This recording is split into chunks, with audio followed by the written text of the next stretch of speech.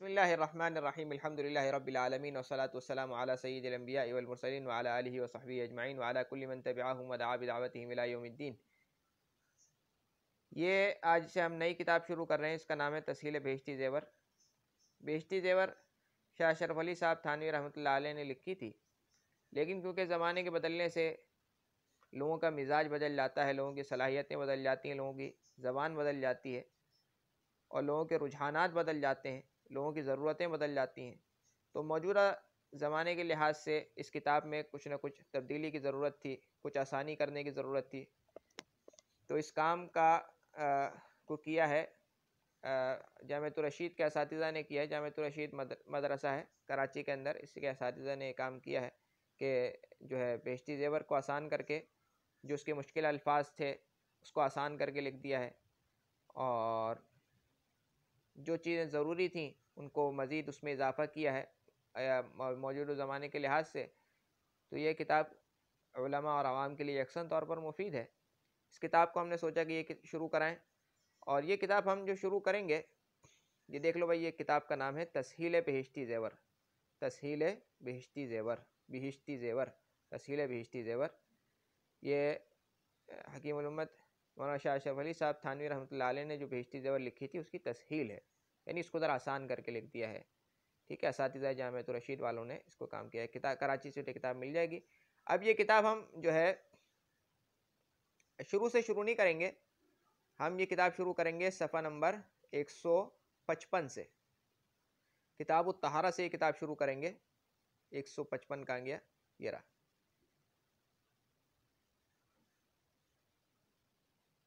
یہ 155 یہ آ گیا، نہیں 153 54 اور یہ آ گیا 55۔ یہاں سے شروع کریں گے کتاب الطہارہ سے۔ ٹھیک ہے، شروع سے ہم شروع نہیں کر رہے، جو شروع کا کچھ حصہ ہے وہ ہم انشاءاللہ بعد میں پڑھیں گے۔ تو یہ کتاب ذرا ہم تیز لے کے چلیں گے۔ سب سے پہلے تو ایک بات سمجھنے کی ہے کہ مصنفین جب کوئی کتاب لکھتے ہیں تو ایک جیسے مسائل جو ہوتے ہیں ان کو ایک جگہ جمع کر دیتے ہیں، پھر اس کے بعد دوسری قسم کے مسائل کو ایک جگہ جمع کر دیتے ہیں۔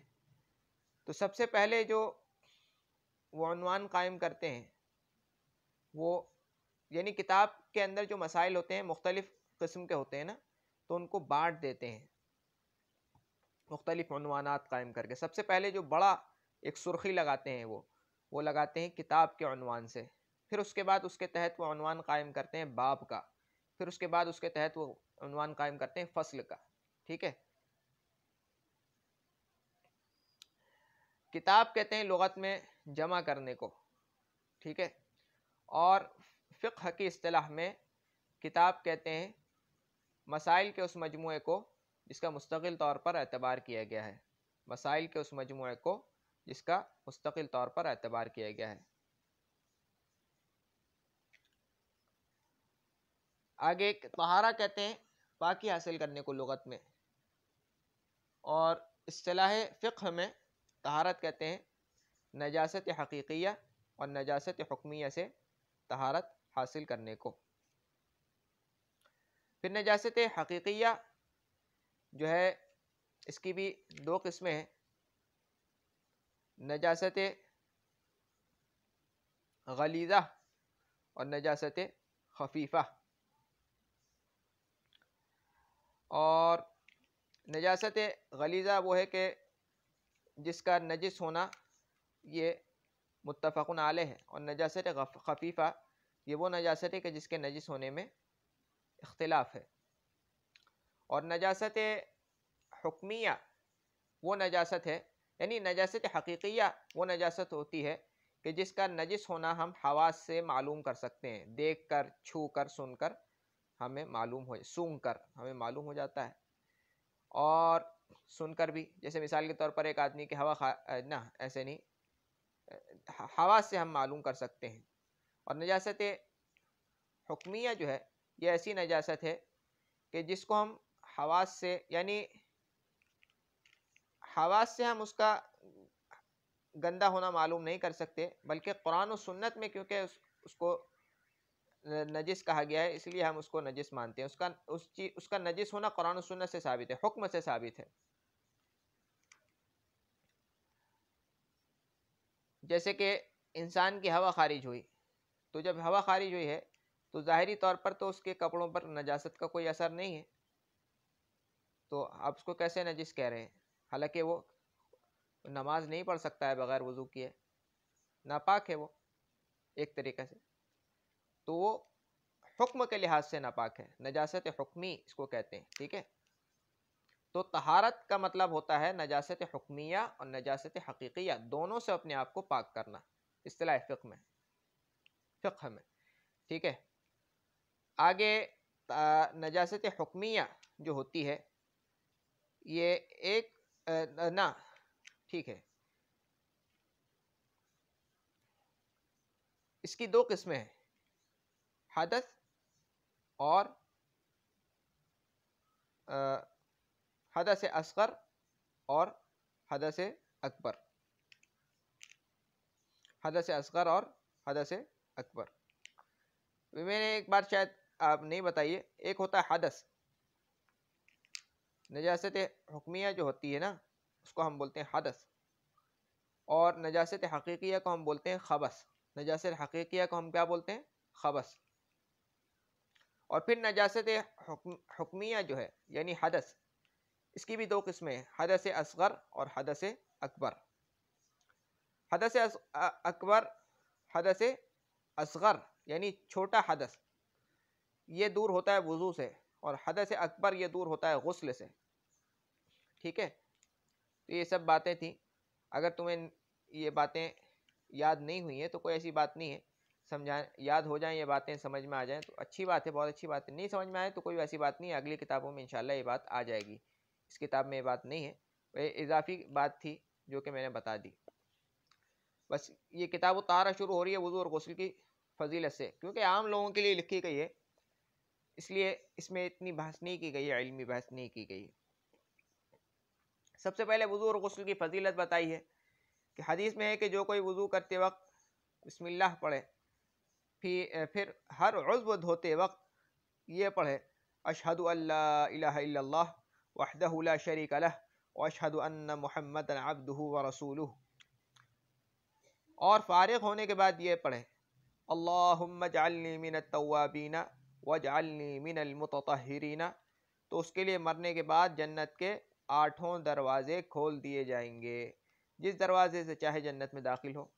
اگر فوراً 2 رکعات پڑھ لے، یعنی وضو کرنے کے بعد فوراً 2 رکعات پڑھ لے، نماز پڑھ لے اس میں، اور ان میں قرآن پڑھے اور اس کو جاننے کا مطلب یعنی حضور قلب سے پڑھے تاکہ معلوم رہے کہ میں کیا پڑھ رہا ہوں، تو تمام نماز اسی طرح حضور قلب سے پڑھے تو وہ نماز سے ایسے حال میں فارغ ہوگا کہ گناہوں سے اس طرح پاک ہوگا جس طرح نومولود بچہ ہوتا ہے، پیدا ہوا بچہ. اس سے کہا جائے گا کہ نئے سرے سے عمل کر، اس وقت تک کے گناہ تیرے معاف ہو گئے. ایک اور فضیلت یہ ہے کہ حدیث میں ہے کہ جو مسلمان وضو کرتا ہے، چہرہ دھوتا ہے، تو پانی کے آخری قطرے کے ساتھ اس کے چہرے سے ہر وہ گناہ دور ہو جاتے ہیں جن کو اس کی آنکھوں نے کیا تھا. جب وہ دونوں ہاتھ کہنیوں تک دھوتا ہے تو یعنی کہنیوں تک، تو پانی کے ساتھ اس کے دونوں ہاتھوں کے تمام گناہ دور ہو جاتے ہیں جن کو ہاتھوں نے کیا تھا. پھر جب دونوں پاؤں دھوتا ہے تو وہ تمام گناہ دور ہو جاتے ہیں جن کو پاؤں سے کیا تھا، یہاں تک کہ گناہوں سے پاک ہو جاتا ہے. تو علماء فرماتے ہیں کہ ان گناہوں سے مراد صغیرہ گناہ ہے، جیسے کہ علماء نے فرمایا کہ آنکھ کا گناہ کسی کو بری نظر سے دیکھنا ہے، اور ہاتھ کا گناہ جیسے کسی کو بری نیت سے ہاتھ لگانا، پاؤں کا گناہ جیسے بری نیت سے کہیں جانا. انس رضی اللہ عنہ نے 10 برس تک رسول اللہ کی خدمت کی ہے. ان سے ایک طویل حدیث میں منقول ہے کہ رسول اللہ نے فرمایا، اے انس، جنابت کا غسل اچھی طرح کیا کر، بے شک تو نہانے کی جگہ سے ایسے حال میں نکلے گا کہ کوئی گناہ اور خطا تجھ پر باقی نہ رہے گی. یہاں بھی گناہ صغیرہ کی معافی مراد ہے. ایسا نہیں ہے کہ کوئی آدمی جو ہے لوگوں کے حقوق دبائے بیٹھا ہے اور غسل اس کو لائق ہوا اور غسل کر کے آ گیا جنابت کر کے، اور اس کہا پہ میرے تو سارے گناہ معاف ہو گئے، تو بہت اچھا طریقہ بچنے کا آ گیا. یہ نہیں ہے، گناہ صغیرہ مراد ہے. تو میں نے عرض کیا، انس رضی اللہ عنہ کہتے ہیں کہ میں نے عرض کیا اللہ کے رسول اچھی طرح غسل کرنے سے کیا مراد ہے؟ یہ جو قوسین کے درمیان کی جو عبارت ہے یہ حدیث کا حصہ نہیں ہے، ٹھیک ہے، سمجھانے کے لیے اس کو اضافہ کیا گیا ہے۔ فرمایا کہ میں نے عرض کیا رسول اللہ سے اے اللہ کے رسول اچھی طرح غسل کرنے سے کیا مراد ہے؟ تو فرمایا وہ یہ ہے کہ تو بالوں کی جڑیں تر کرے۔ اب یہ تو ان کو سمجھ میں آ سکتا ہے جن کے بال بڑے ہیں، چھوٹے بال والوں کو تو یہ بات نہیں سمجھ میں آئے گی، کیونکہ بال بڑے ہوتے ہیں تو جڑوں تک پانی پہنچانا ذرا مشکل ہوتا ہے، خصوصاً جب کہ بال گوندے ہوئے ہوں، چٹیاں بنائی ہے، اتنے بڑے ہیں بال۔ اور بدن کو خوب صاف کرے، یعنی بدن کو مل کر صاف کرنا مستحب ہے، اچھی طرح صفائی بغیر ملنے کی نہیں ہوتی ہے۔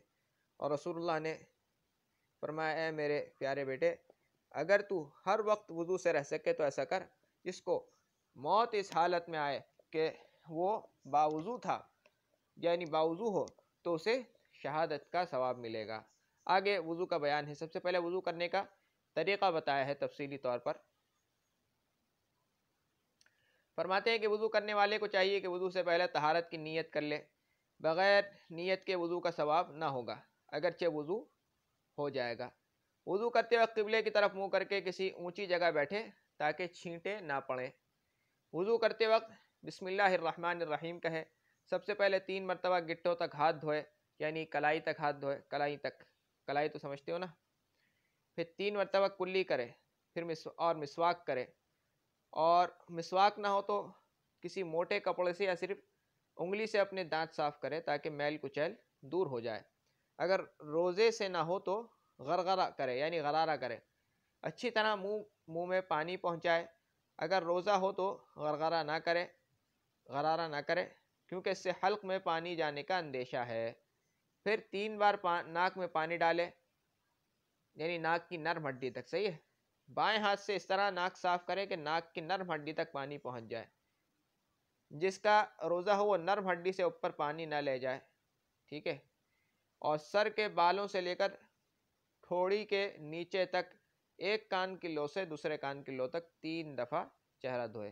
لمبائی میں چہرے کی یعنی چہرے کا دائرہ ہے، یہ پورے چہرے کا آپ کو دائرہ کھینچ کے دے دیا کہ بھئی لمبائی میں چہرہ کہتے ہیں پیشانی کے بالوں سے لے کر تھوڑی کے نیچے تک، اور چوڑائی میں اس کی کیا حدود ہیں؟ ایک کان کی لو سے دوسرے کان کی لو تک۔ دونوں ابروؤں کے نیچے بھی پانی پہنچائے، یعنی دونوں پلکوں دونوں بھووں کے نیچے بھی پانی پہنچائے تاکہ کہیں کوئی جگہ خشک نہ رہ جائے۔ پھر 3 بار دایاں ہاتھ کوہنی سمیت دھوئے، پھر بایاں ہاتھ کوہنی سمیت 3 دفعہ دھوئے۔ ایک ہاتھ کی انگلیوں کو اور ایک ہاتھ کی انگلیوں کو دونوں دوسرے ہاتھ کی انگلیوں میں ڈال کر خلال کرے۔ انگوٹھی، چھلا وغیرہ جو کچھ ہاتھ میں پہنا ہوا ہو اسے ہلا لے تاکہ اس کے نیچے کوئی جگہ خشک نہ رہ جائے۔ پھر 1 مرتبہ پورے سر کا مسح کرے، پھر کان کا مسح کرے، کان کے اندر کے حصے کا شہادت کی انگلی سے اور کان کے اوپر کے حصے کا انگوٹھے سے مسح کرے۔ پھر انگلی کی پشت سے گردن کا مسح کرے، لیکن گلے کا مسح نہ کرے کہ یہ بدعت ہے۔ دیکھو بالکل سر کے پیچھے جو ہے نا یہ گدی کہلاتی ہے، گدی کا مسح کرنا مراد نہیں ہے، یہ گدی کے دائیں بائیں جو حصہ ہے نا سر کا اس کو بولتے ہیں ہم گردن، یہاں کا مسح کریں گے، سمجھ گئے؟ یعنی آپ کندھے سے سر کی طرف جب آ رہے ہیں تو دائیں بائیں کا جو حصہ ہوتا ہے اس کو بولتے ہیں گردن، یہاں کا مسح کریں گے، گدی کا مسح کرنا مراد نہیں ہے۔ اسی طریقے سے گلے کا بھی مسح نہیں کرے گا، آگے کا بھی مسح نہیں کرنا، یہ بھی بدعت ہے، صحیح ہے۔ اچھا کہاں تھے؟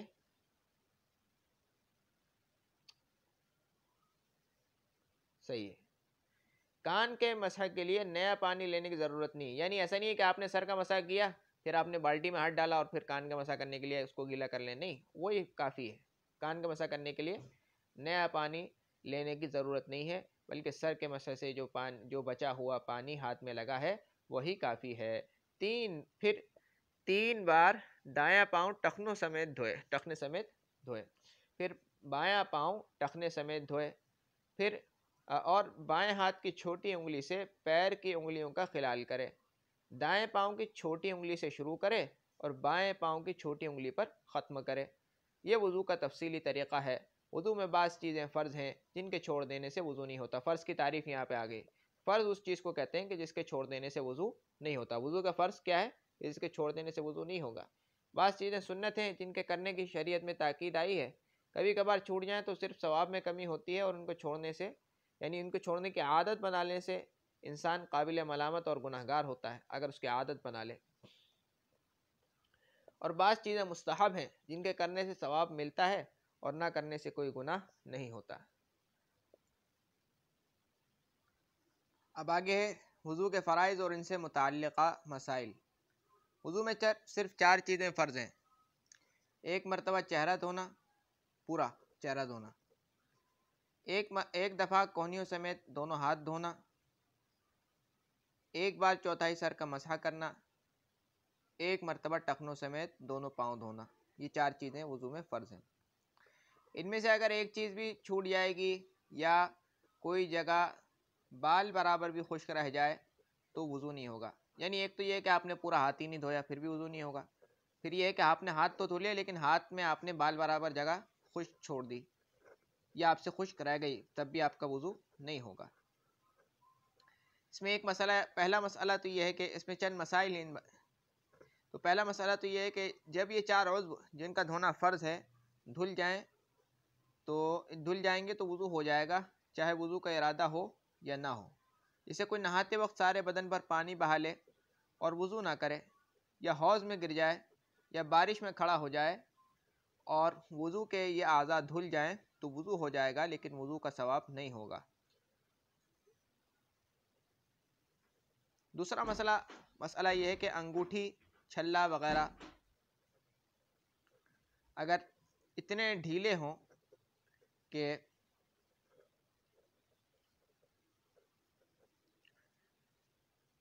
بغیر ہلائے بھی ان کے نیچے پانی پہنچ جائے تب بھی ان کا ہلا لینا مستحب ہے، اور اگر ایسے تنگ ہوں کہ بغیر ہلائے پانی نہ پہنچنے کا گمان ہو تو ان کو ہلا کر اچھی طرح پانی پہنچا دینا ضروری ہے اور واجب ہے۔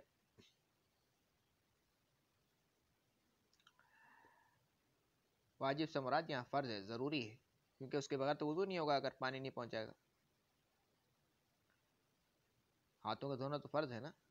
اگر کسی کے ناخن میں آٹا وغیرہ لگ کر سوکھ گیا اور اس کے نیچے پانی نہیں پہنچا تو وضو نہیں ہوا، اور جب یاد آئے اور آٹا دیکھے تو اس کو چھڑا کر پانی ڈال لے، اور اگر پانی پہنچانے سے پہلے کوئی نماز پڑھ لی ہو تو اس کو لوٹا لے۔ سارا وضو کرنے کی ضرورت نہیں، بس وہاں پہ پانی ڈال لے۔ لیکن اگر ایک شخص کے جو ہے کندھے پہ جو ہے وہ آٹا لگ گیا اور سوکھ گیا، وہ سوکھا رہا، اس نے 5 نمازیں پڑھ لی وضو کر کے، اگلے دن اس نے دیکھا کندھے پہ، یا اس کو کسی نے بتایا بھی کندھے پہ تو تمہارے آٹا لگا ہوا ہے، سوکھ گیا ہے، تو اس کی کوئی نماز ضائع نہیں ہوگی، کیونکہ کندھے کا دھونا تو وضو میں فرض نہیں ہے نا۔ ایسی جگہ پر کوئی چیز لگ جائے جس کا دھونا فرض ہے وضو میں، اور وہ چیز ایسی ہو کہ وہاں پہ پانی نہ پہنچنے دیتی ہو، پانی نہ پہنچ رہا ہو نیچے، تو پھر اس کو ہٹا کر دوبارہ وہ جگہ دھونی ہوگی، اور پھر اس وضو سے جو نمازیں آپ نے پڑھی ہیں وہ نمازیں دوبارہ لوٹانی ہوگی۔ یہ ہے مسئلہ، سمجھ گئے؟ تھوڑی کا دھونا فرض ہے بشرطے کہ اس پر بال نہ ہو یا اس قدر کم ہو کہ کھال نظر آئے۔ ایک آدمی کی داڑھی نہیں ہے تو پھر بھی تو اس کا تھوڑی کا دھونا اس کو کے لیے فرض ہے، یا داڑھی تو ہے لیکن بہت ہلکی سی ہے اس کے لیے بھی۔ ہونٹ کا جو حصہ منہ بند ہونے کے بعد دکھائی دیتا ہے اس کا دھونا بھی فرض ہے۔ منہ بند کرو، دیکھو ہونٹ کا کون سا حصہ دکھائی دے رہا ہے، تو یہ حصہ بھی دھونا فرض ہے ہونٹوں کا۔ اگر وہ حصہ جو منہ بند کرنے کے بعد دکھائی نہیں دیتا اس کا دھونا فرض نہیں ہے۔ داڑھی یا مونچھ یا بھویں اتنی گھنی ہوں کہ کھال نظر نہ آئے تو کھال کا دھونا، نیچے کھال تک پانی پہنچانا فرض نہیں ہے، یہ مطلب ہے۔ کھال کا دھونا فرض نہیں بلکہ بال ہی کھال کے قائم مقام ہے، ان پر پانی بہا دینا کافی ہے۔ بس داڑھی پہ آپ پانی بہا دیں، مونچھوں پہ پانی بہا دیں، یا بھویں آپ کی بہت بڑی ہیں تو بھویں پہ بس پانی بہا دیں، نیچے تک پانی پہنچانے کے لیے اتنا تکلف کرنا اس کی ضرورت نہیں ہے وضو میں. یہ اس وقت ہے کہ گھنی ہو داڑھی، یعنی اتنی ایسی ہو داڑھی کہ کھال آپ کی نظر نہ آتی ہو نیچے، یا بھویں آپ کی اتنی گھنی ہے کہ کھال نیچے نظر نہیں آتی ہے، یا مونچھیں آپ کی اتنی گھنی ہیں، اتنی موٹی موٹی مونچھیں آپ نے رکھی ہوئی ہیں، اس وقت ہے، ہر وقت نہیں ہے. کسی کی چھوٹی سی داڑھی ہے اور وہ بھی جو ہے اوپر سے بھی پانی پہنچا دے تو یہ کافی نہیں ہوگا، اس کو دھونا پڑے گا. ساتواں مسئلہ یہ ہے کہ بھویں یا داڑھی یا مونچھ اس قدر گھنی ہو کہ اس کے نیچے کی کھال چھپ جائے اور نظر نہ آئے. بھویں یا داڑھی یا مونچھ اس قدر گھنی ہو کہ اس کے نیچے کی کھال چھپ جائے اور نظر نہ آئے تو ایسی صورت میں اتنے بالوں کا دھونا فرض ہے جو چہرے کی حد کے اندر ہیں. باقی بال جو حد مذکور سے آگے بڑھ گئے ہوں ان کا دھونا فرض نہیں ہے. اب ایک تو یہ تھا کہ آپ کی داڑھی گھنی ہے تو آپ کو داڑھی کے نیچے تک پانی پہنچانا ضروری نہیں ہے، بلکہ داڑھی کے اوپر ہی اوپر پانی پہنچا دیں. دوسرا مسئلہ یہ ہے کہ ایک آدمی کی داڑھی اتنی بڑی ہے کہ وہ سینے تک جا رہی ہے، ٹھیک ہے، یا مونچھیں اتنی بڑی ہیں کہ وہ بالکل ہی منہ کے نیچے تک لٹک رہی ہیں، یا بھویں کسی کی اتنی بڑی ہو گئی ہیں کہ وہ نیچے تک لٹک رہی ہیں، تو کیا وہ سارے کے سارے بال کو بھگوئے گا یا صرف چہرے کی حد میں جو بال آتے ہیں ان بالوں کو اوپر پانی ڈالے گا؟ تو یہ مسئلہ یہ ہے کہ بھائی وہ بال جو حد مذکور کے اندر آتے ہیں، یعنی چہرے کی حد کے اندر آتے ہیں، چہرے کے دائرے میں آتے ہیں، ان کو دھونا فرض ہے. باقی وہ بال جو چہرے کے دائرے سے باہر ہیں ان کو دھونا فرض نہیں ہے. جو حصہ رخسار اور کان کے درمیان ہے اس کا دھونا فرض ہے، چاہے اس جگہ داڑھی نکلی ہو یا نہ نکلی ہو. دیکھو، داڑھی کے بعد اور کان سے پہلے، داڑھی کے بعد اور کان سے پہلے ایک جگہ ہوتی ہے جو جہاں پہ بال نہیں ہوتے ہیں اکثر، اس جگہ کا دھونا بھی فرض ہے.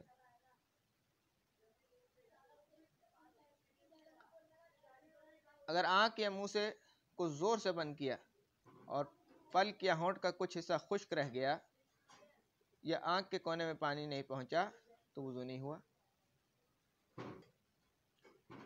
آنکھ یا منہ کو کسی نے زور سے بند کر لیا اور پلک یا ہونٹ کا کچھ حصہ خشک رہ گیا یا آنکھ کے دھونے میں پانی نہیں پہنچا، کونے میں پانی نہیں پہنچا تو وضو نہیں ہوا. مطلب یہ ہے کہ ابھی ہم نے بتایا تھا کہ بھائی اگر ہونٹ کو بند کرنے کے بعد جو حصہ رہ گیا ہے اس کو، یعنی ہونٹ کو بند کریں تو جو حصہ ہونٹ کا منہ کے ساتھ اندر بند نہیں ہو رہا ہے، یعنی باہر کو رہ جائے، اس حصے کو دھونا جو ہے وہ ہونٹ کا وہ ضروری ہے. منہ اپنا بند کرو کہ جو ہونٹ کا حصہ باہر رہ جائے، اندر نہ جائے منہ کے، اس کا دھونا ضروری ہے. اب اگر ایک آدمی نے زور سے منہ بند کیا اور سارے کے سارے ہونٹ اندر لے گیا، پھر اس نے پانی ڈالا اور اس نے کہا کہ میں نے تو بہشتی زیور میں پڑھ لیا تھا کہ آپ منہ بند کر لیں تو ہونٹ کا جو حصہ باہر ہو اس کو دھونا فرض ہے، تو میں نے تو ہونٹ سارے کے سارے اندر لے گیا. یہ مراد نہیں ہے، بلکہ اپنی عام طور پر جب منہ ہم بند کرتے ہیں بغیر تکلف کے، یا عام طور پر جب آنکھیں بند کرتے ہیں بغیر تکلف کے، تو جو حصہ پلکوں کا یا ہونٹ کا باہر کو رہ جاتا ہے اس کا دھونا فرض ہے. آنکھ کے کونے میں بھی پانی پہنچانا چاہیے، اس کا بھی دھونا فرض ہے. آنکھ کے کونے، آنکھ کے کنارے جو ہیں. 10واں مسئلہ، وضو کرنے کے بعد معلوم ہوا کہ کوئی جگہ خشک رہ گئی تو وہاں پر فقط ہاتھ پھیر لینا کافی نہیں ہے بلکہ پانی بہانا فرض ہے. ہاتھ مطلب یہ ہے کہ ایسا نہیں ہے کہ آپ کو پتہ چلا کہ بھائی یہ جگہ تو جو ہے وہ کونیاں دھو رہے تھے، تو کونیاں دھوتے ہوئے پتہ چلا کہ تھوڑی سی جگہ پانی نہیں پہنچا ہے، تو آپ نے ہوشیاری یہ کی کہ آپ نے بس وہ گیلا ہاتھ ہوتا ہے نا، وضو ہمیں ہاتھ گیلا ہوتا ہے، بس وہ گیلا ہاتھ پھیر دیا، اس سے وضو نہیں ہوگا. دھونے کا مطلب ہوتا ہے پانی بہانا. پانی آپ لیں گے اور پانی بہائیں گے، 1 قطرہ 2 قطرہ پانی بہنا چاہیے، تب جا کے وہ فرض پورا ہوگا. اور یہاں یہ بھی ضرورت نہیں ہے کہ آپ سارا کا سارا وضو دوبارہ دہرائیں، بس اس جگہ کو دھو لیں. اور یہ بھی نہیں ہے کہ پورا مگ اٹھا کے اس کے اوپر خالی کر دیں، بس 1-2 قطرے پانی بہنا چاہیے۔ آگے وضو کی سنتیں ہیں، اب دیکھو یہ کتنے کہاں تک جا رہی ہیں۔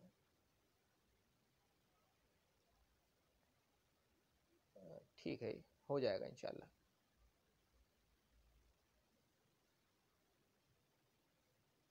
وضو کی سنتوں سے یہ تو ہو گیا، وضو کی سنتیں صحیح۔ آگے وضو کی سنتیں، پہلی سنت ہے نیت کرنا۔ نیت کرنے سے مراد یہ نہیں ہے، نیت کرنا کہتے ہیں دل میں ارادہ کرنا۔ نیت کرنے کا مطلب یہ ہے کہ دل میں ارادہ کرے کہ میں وضو کر رہا ہوں، پاکی حاصل کر رہا ہوں، اور منہ سے بولنا ضروری نہیں ہے۔ دوسری سنت ہے پہلے گٹوں تک دونوں ہاتھ دھونا۔ جیسے ہم عام طور پر وضو کرتے ہیں تو کلائیوں تک ہاتھ دھونا، گٹوں تک ہاتھ دھونا یہ فرض نہیں ہے بلکہ سنت ہے۔ تیسری سنت ہے بسم اللہ کہنا شروع میں۔ چوتھی سنت ہے کلی کرنا یہ سنت ہے، فرض نہیں ہے۔ پانچویں سنت ہے ناک میں پانی ڈالنا نرم ہڈی تک، اور چھٹی سنت ہے مسواک کرنا۔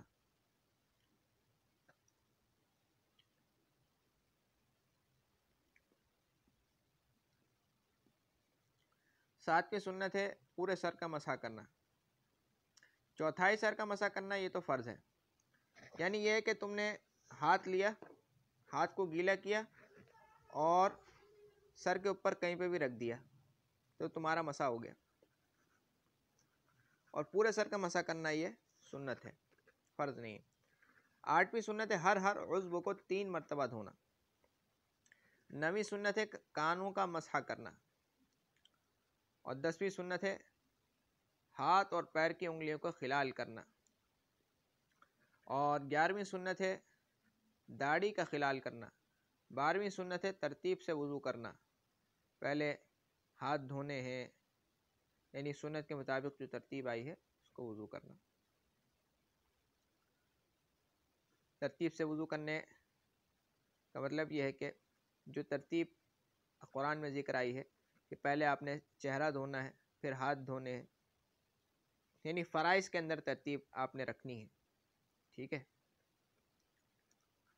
اور اس سے یہ بھی مراد ہو سکتا ہے کہ سنتوں، پورے وضو کی جو سنتیں اس میں ترتیب آپ نے رکھنی ہے۔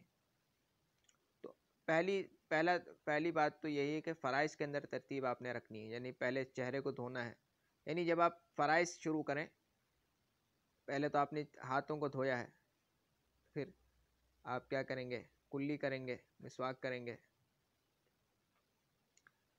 پھر اس کے بعد ناک میں پانی ڈالنے کے بعد پھر چہرہ دھوتے ہیں۔ تو یہ تو چہرہ دھونا ہے، پھر ہاتھ دھونے ہیں، پھر سر کا مسح کرنا ہے، پھر پاؤں دھونا ہے، تو یہ ترتیب ہے نا۔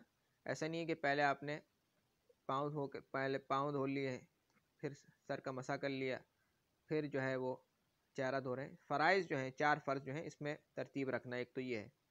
پھر اس کے بعد اور زیادہ اچھا، اور اس سے بھی زیادہ اور اچھا یہ ہے کہ آپ سنتوں میں بھی وہی ترتیب رکھ لیں جو عام طور پر ترتیب ہے۔ اس میں یہ ہے کہ سب سے پہلے نیت کریں گے، پھر بسم اللہ پڑھیں گے، ہاتھ دھوئیں گے گٹوں تک، مسواک کریں گے، کلی کریں گے۔ مسواک اور کلی کو دونوں کو جمع بھی کیا جا سکتا ہے آپ نے، ٹھیک ہے، اور کلی سے پہلے بھی کی جا سکتی ہے، اور مسواک کرنے کے بعد بھی کلی کی جا سکتی ہے، ٹھیک ہے۔ تو اصل چیز جو ہے نا وہ تو وضو کے وہ جو فرائض ہیں اس میں ترتیب رکھنا ہے۔ 13ویں سنت مسلسل وضو کرنا، کہ ایک عضو خشک ہونے سے پہلے دوسرا عضو دھو لے۔ یہ ہے کہ آدمی نے چہرہ دھویا، اس کے بعد چہرہ دھو رہا تھا تو برابر میں اس کا دوست آگے بیٹھ گیا، ہاں بھائی کیا حال ہے، کیا چل رہا ہے، باتیں شروع ہو گئیں، اتنے میں وہ جو چہرہ سارا کا سارا سوکھ گیا باتیں کرتے ہوئے، پھر یہ ہاتھ دھونے شروع ہو گئے۔ تو ایسا نہ کریں، اتنا دیر نہ ٹھہرے کہ پہلا عضو خشک ہو جائے، ایک عضو دھونے سے پہلے اس سے پہلا والا عضو خشک نہ ہونا چاہیے، صحیح ہے۔ مسلسل وضو کرنے کا یہ مطلب ہے کہ ایک عضو خشک ہونے سے پہلے دوسرا عضو دھو لے۔ مذکورہ بالا طریقہ سے وضو کرنا سنت ہے۔ اگر کبھی اس کے خلاف کیا، مثلا خلاف ترتیب وضو کیا، مثلا سب سے پہلے ہاتھ دھونے کے بجائے پاؤں دھو لیے، چہرہ وغیرہ اچھا یہاں سے دیکھو کتاب کے بیان سے معلوم ہوتا ہے کہ یہاں پر جو ہے ترتیب سے مراد کیا ہے، پورے وضو کی ترتیب کو قائم رکھنا. لیکن سب سے جو اصل ترتیب جو ہے نا وہ یہ ہے کہ فرائض کے اندر ترتیب کو قائم کرنا، یہ سب سے پہلے ہے. پھر اس کے بعد اگر آپ اور پورے وضو کی ترتیب کو آپ اچھے طریقے سے قائم کر رہے ہیں تو اور اچھی بات ہے. ٹھیک ہے، پہلے پاؤں دھوئے پھر چہرہ وغیرہ دھوئے، یا ایک اچھا پہلے ہاتھ دھونے کے بجائے پاؤں دھوئے پھر چہرہ وغیرہ دھوئے، یا ایک عضو دھونے کے بعد دوسرا عضو دھونے میں قصداً اتنی تاخیر کرے. صحیح ہے، صحیح. یہ پہلا عضو خشک ہو جائے یا وضو کی کوئی اور سنت چھوڑ دی تو بھی وضو ہو جائے گا، لیکن سنت کے مطابق نہیں ہوگا. اور کوئی اس طرح کرنے کی عادت بنا لے گا تو گنہگار ہوگا، جیسے کہ پہلے بات آ چکی ہے. وضو کے مستحبات، مستحب ایسی چیز کو کہتے ہیں جو پسندیدہ چیزیں ہیں، کرنے سے ثواب ملے گا، نہ کرنے سے گناہ نہیں ہوگا. وضو کے مستحبات کے متعلق چند مسائل ہیں. ہر عضو دھوتے وقت مناسب یہ ہے کہ اس پر ہاتھ بھی پھیر لیا کرے تاکہ کوئی جگہ خشک نہ رہے. مطلب یہ نہیں کہ آپ نے جو ہے گیلا ہاتھ پھیر لینا ہے، مطلب یہ کہ آپ نے ہاتھ دھویا، مل کے دھونا، پانی بہانا اور پھر ملنا اس کو، یہ مطلب ہے.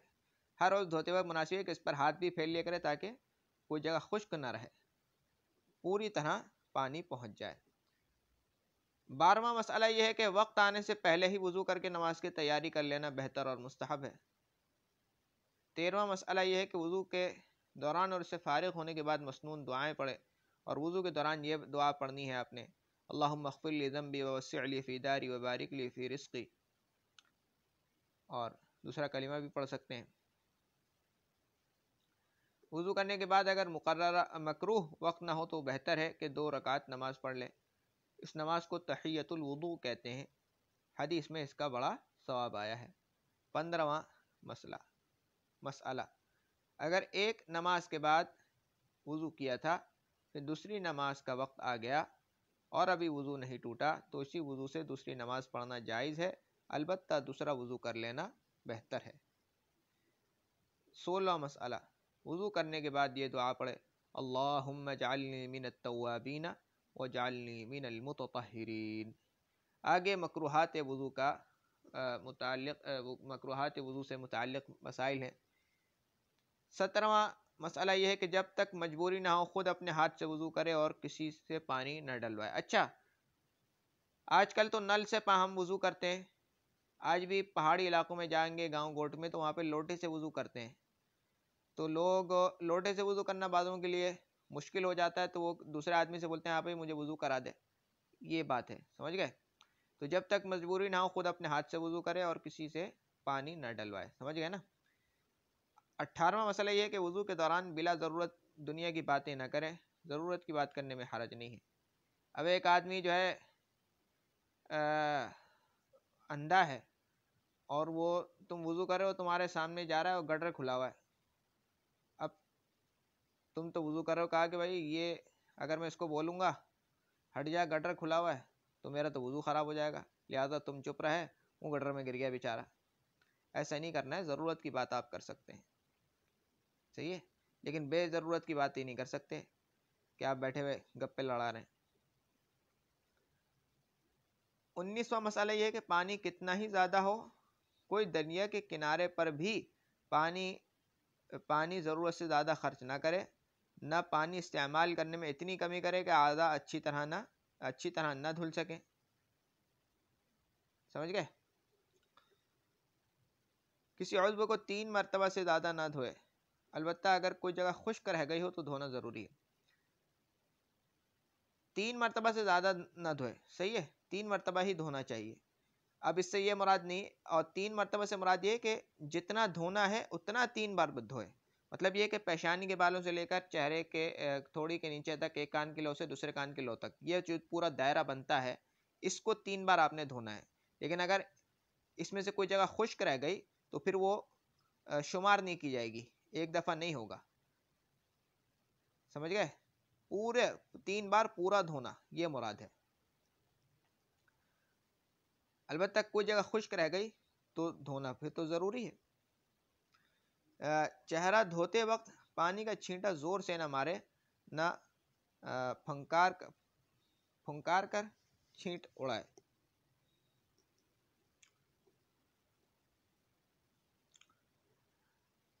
چھینٹے زور سے نہیں مارنے چاہیے، آگے پیچھے لوگ بیٹھے ہوئے ہوتے ہیں آج کل تو وضو ہے تو ان کو تکلیف ہوتی ہے، اور وضو کرنے کے بعد منہ سے ایسے سانپ کی طرح کر کے اڑانا یہ ٹھیک نہیں ہے۔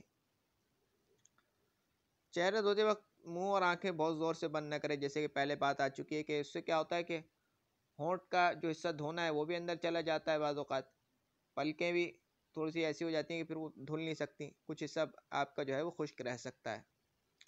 جب ایک دفعہ وضو کر لیا اور ابھی تک ٹوٹا نہیں تو جب تک اس وضو سے کوئی عبادت نہ کر لے اس وقت تک دوسرا وضو کرنا مکروہ اور منع ہے۔ سمجھ گئے؟ کوئی نہ کوئی عبادت آپ کو اس وضو سے کرنی ہے۔ چنانچہ اگر نہاتے وقت کسی نے وضو کیا تو اسی وضو سے نماز پڑھنا چاہیے، اس وضو کے ہوتے ہوئے دوسرا وضو نہ کرے۔ ہاں اگر کم از کم 2 رکعت نماز اس وضو سے پڑھ چکا ہو تو دوسرا وضو کرنے میں حرج نہیں بلکہ ثواب ہے۔ اب آگے کچھ اضافی مسائل ہیں، یہ دیکھ لیتے ہیں کہاں تک جا رہے ہیں۔ وضو توڑ دینے والی چیزیں، ٹھیک ہے آج یہاں تک کر لیں گے انشاءاللہ، وضو توڑ دینے والی چیزوں تک کریں گے، پھر انشاءاللہ آگے سے وضو توڑ دینے والی چیزوں سے ہم شروع کریں گے۔ ابھی یہ یہاں سے شروع کر لیتے ہیں۔ اضافہ، یہ اضافہ ہے، مسواک کی جگہ ٹوتھ پیسٹ اور برش کا استعمال۔ مسواک کی 2 حیثیتیں ہیں، ایک یہ کہ وہ عبادت اور رسول اللہ کی سنت ہے، اس حیثیت سے عین اسی طریقے سے کو اختیار کرنا ضروری ہے جو آپ صلی اللہ علیہ وسلم نے اختیار فرمایا، اور رسول اللہ کا مسواک میں جو طریقہ منقول ہے وہ یہ ہے کہ آپ لکڑی استعمال کرتے تھے، لکڑی موجود نہ ہونے کی صورت میں آپ نے انگلی پر اکتفا کرنے کا حکم دیا۔ اکتفا یعنی انگلی سے ہی انگلی سے ہی دانت صاف کرنے کا حکم دیا۔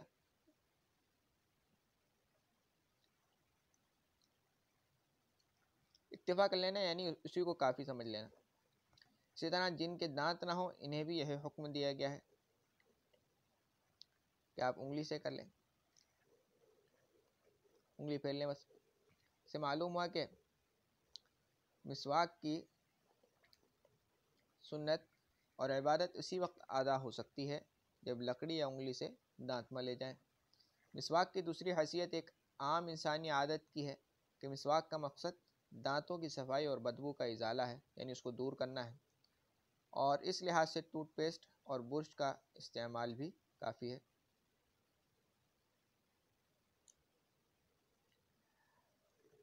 تو اگر آپ مسواک اس حیثیت سے کر رہے ہیں کہ بھائی یہ عبادت ہے اور اللہ کے رسول کی سنت ہے تو پھر تو یا تو آپ کو لکڑی کی مسواک کرنی پڑے گی یا پھر انگلی سے کرنی پڑے گی، ٹوتھ برش سے کام نہیں چلے گا۔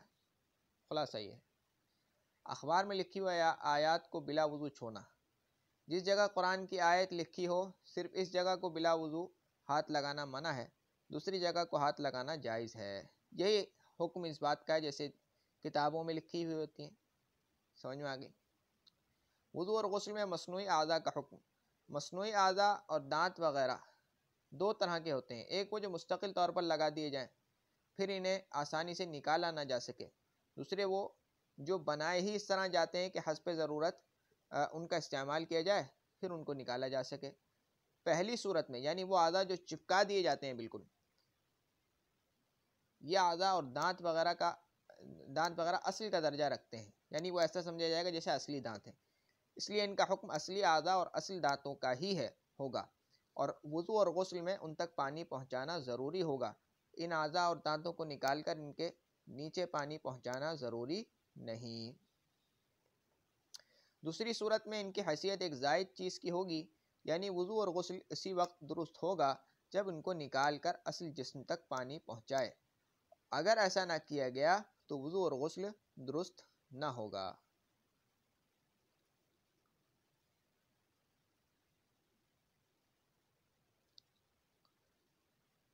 مثال کے طور پر ایک آدمی کے دانت نہیں ہیں، اس نے نقلی دانت لگائے ہوئے ہیں.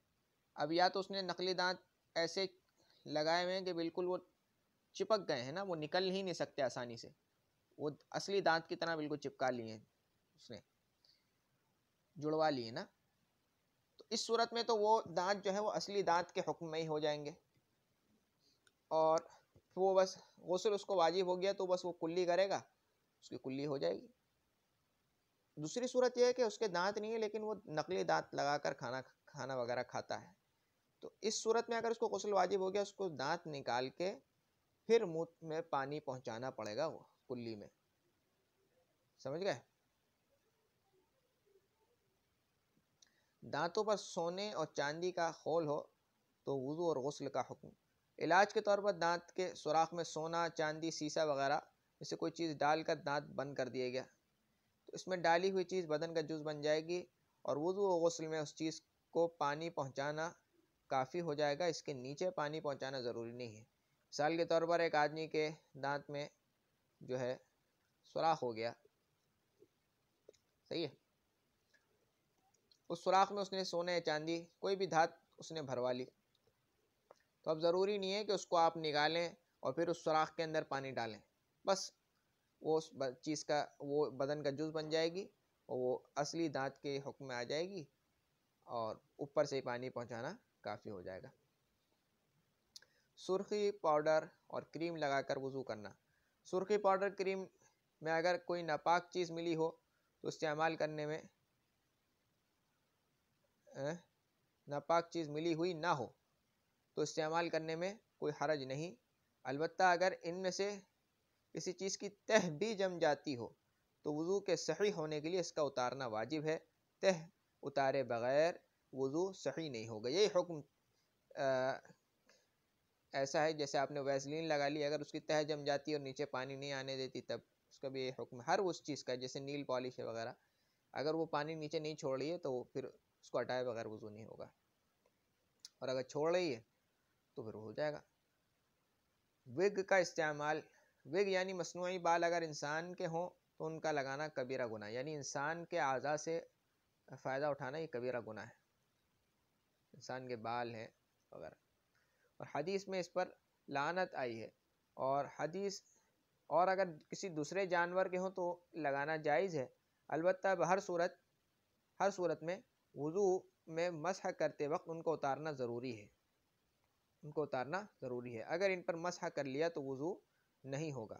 لیکن اگر ایک آدمی نے آپریشن سے اپنے بال لگوائے ہیں اور بالکل بال چپک گئے ہیں تو پھر وہ اصل بال کے حکم میں ہو جائیں گے. لیکن اگر اس نے وگ پہنی ہوئی ہے تو وگ تو کیونکہ عارضی طور پر ہوتی ہے، پھر اس کو اتار کر جو ہے مسح کرنا پڑے گا، سر ہاتھ پھیرنا پڑے گا. صحیح ہے. اب تک کے لیے اتنا ہی. کتنا وقت ہو گیا؟ 40 زیادہ ہو گیا. اب تک کے لیے اتنا ہی. سبحانک اللہم و بحمدک، اشہد ان لا الہ الا انت، استغفرک و اتوب الیک. سبحان ربک رب العزة عما یصفون وسلام علی المرسلین والحمد للہ رب العالمین. السلام علیکم ورحمۃ اللہ وبرکاتہ.